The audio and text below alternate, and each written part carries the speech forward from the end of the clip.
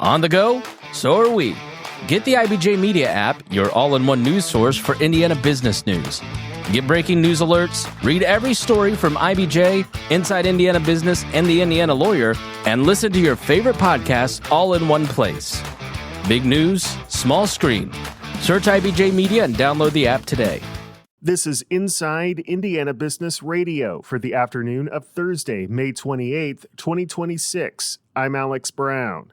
Amazon Web Services is continuing its push for data center development with plans for a $7 billion project in Northwest Indiana. Our partners at the Times of Northwest Indiana report the tech giant plans to build the facility on a 304-acre site near Wheatfield, owned by Merrillville-based Northern Indiana Public Service Company, not far from the electric utility's R.M. Schaefer generating station. The plan still needs to be approved by the Jasper County Commissioners and Jasper County Council.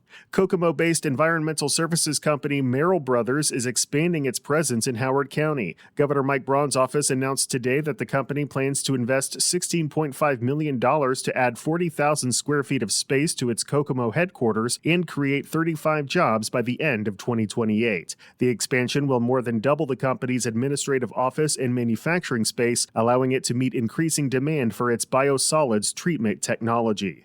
Vincennes University President Chuck Johnson has appointed J.C. Letterman as Provost, Vice President of Instructional Services, and Dean of Faculty effective June 1st. Letterman has served in the interim role since July 2025. She succeeds Laura Traynor, who left to accept a position as President of Virginia Western Community College. From the number one source for Indiana business news, this is Inside Indiana Business Radio. Southwest Indiana is essential to elevating Indiana's future. Explore how IBJ Media, Inside Indiana Business, and the state of Indiana are bringing a bold vision for regional growth at Innovate Southwest Indiana, presented by CareSource, Indiana University, and Old National Bank. Join Governor Mike Braun and business and community leaders in Evansville for a conversation on growth, workforce development, and innovation. We'll be at Ridgeway University Center June 9th. RSVP now at ibj.com/innovate. Elkhart is preparing to launch the next phase of its Trees for the Heart initiative, a citywide effort to expand the urban tree canopy through volunteer-led planting events.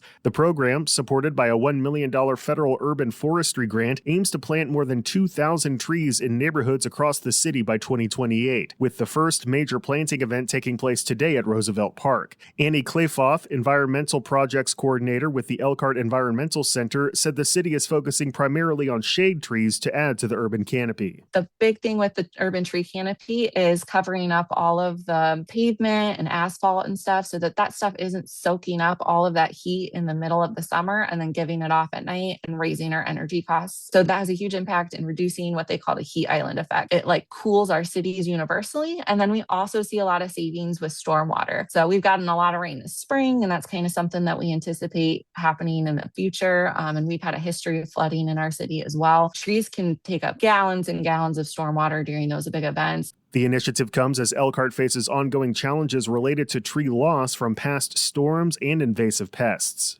Texas-based Talon Energy Corporation has received permission to purchase an Eastern Indiana natural gas plant on Wednesday from state regulators. The decision by the Indiana Utility Regulatory Commission brings the company one step closer to owning the Lawrenceburg Power Plant, which has the capacity to produce about 1,200 megawatts of electricity. The transaction, however, still requires federal approval and faces a challenge related to market competition concerns. In January, Talon announced plans to purchase 3 power generation facilities, including 2 other natural gas plants in Ohio, for a total of $3.45 billion.